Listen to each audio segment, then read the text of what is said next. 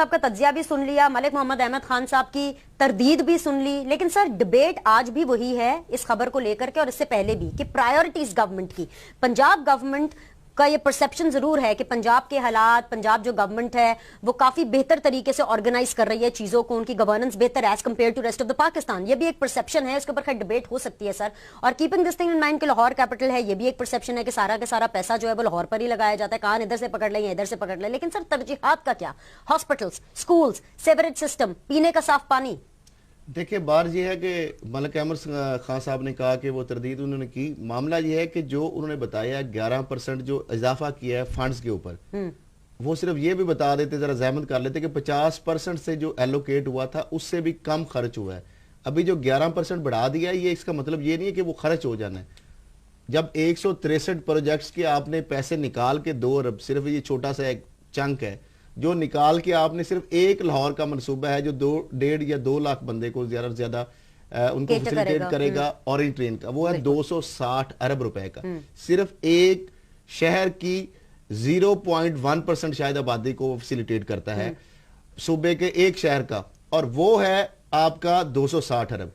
तमाम आपका जो आपने सिवरेज की बात की, आपने मेडिकल की बात की, आपने हेल्थ के हवाले से, एजुकेशन के हवाले से और रोड इंफ्रास्ट्रक्चर के हवाले से, ये सारे भी अगर बजट मिलाएंगे 260 अरब रुपया नहीं आता शेर उसके हिस्से में, जनूबी पंजाब के हिस्से में। और जो थोड़ा बहुत था, छोटे मोटे मनसूबे बने थे, वो भी आपने निकाल लिया। यही मामला है कि तरजीहात की आप बात कर रहे हैं। विहाड़ी के अंदर आपने देखा वेंटिलेटर ना होने की वजह से कितनी हलाकतें हुई, सरगोदा के अंदर आपने देखा, चंडियोट के अंदर आपने देखा, ये सारा। और लाहौर के अंदर 35 साल से हुकूमत है, आप देख लें टीचिंग हॉस्पिटल्स का क्या हाल है। छोटे मोटे हॉस्पिटल को हम नहीं, जो बड़े हॉस्पिटल मॉडल हॉस्पिटल हैं, वहां पे क्या है कि वो सबसे पहले जाती है पीआईसी में, वो खातून पीआईसी में उसको बारी नहीं आती, उनको कहते हैं कि जी आपकी इधर बहुत देर बाद आएगी बारी, कई दिनों बाद आएगी। अब हार्ट पेशेंट है तो उसको ये कह के लाहौर के हॉस्पिटल भी जहां पे बहुत तरजीहात है, जहां पे फोकस है सीएम साहब का, रात और दिन वो कहते हैं हम जाते हैं छापे मारते हैं, वहां उस हॉस्पिटल की ये हालत है। फिर उसके बाद कसूर से आई है वो खातून, फिर उसके बाद सर्विसेज में आती है, सर्विस में लंबी लाइनें हैं, उसको तकरीबन 4-5 घंटे का ये सफर होता है। उसके बाद वो कहते हैं जना हॉस्पिटल में चले जाए।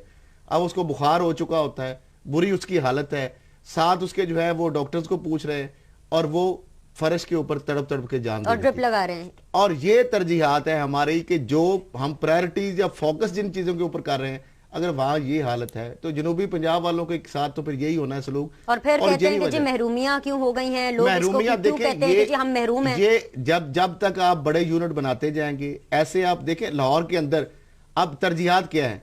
इनकी जमीन थी जो कि इत्तेफाक फाउंड्री के लिए बैंकों ने रहन रखी थी, और उसके बाद वो जमीन जो है 6 अरब लिया था आज से 20-26 साल पहले। आपको भी शायद हमें भी फैसिलिटी दे, तो ये तो बड़ी अच्छी बात है। वो 6 अरब से भी कम रुपया दिया, और वो भी किसी बंदे को, वो पंजाबी में कहते हैं फटीक डाली, वो बंदे को फटीक डाली। वो बंदे ने वो अल रहमत जो फैसलाबाद की फर्म है उसके जरिए पेमेंट कराई। 3 उसमें बिडर थे, बिडर को भगा दिया गया। और आयशा मलिक साहब जस्टिस जो है, आयशा साहबा जो है, उन्होंने बकायदा ये फैसले में लिखा कि ये क्या तमाशा हो रहा है, बैंक वाले के 26 साल आपने इंतजार किया, आपको उन्होंने गिरवी रख दी चीज।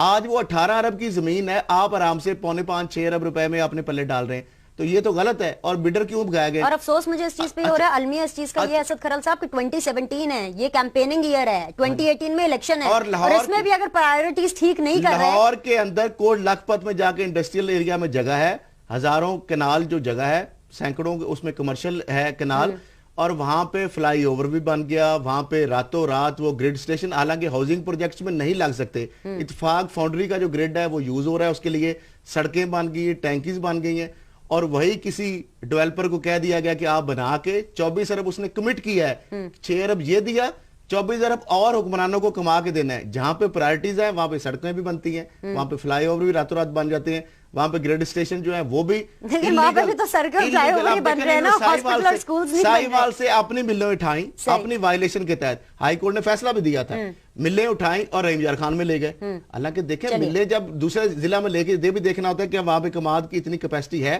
क्या जो पहले मिलें चल रही है उनको फीड कर पा रहे हैं। कोई लॉज होते हैं, कोई ये हाई कोर्ट ने दिया, बाद में जारी बात है, अब क्या कह सकते हैं उस पर, इन्होंने जो भी हुआ हुकूमत इनके हाथ में, रिपोर्ट। शौकत बराचा साहब, मतलब हम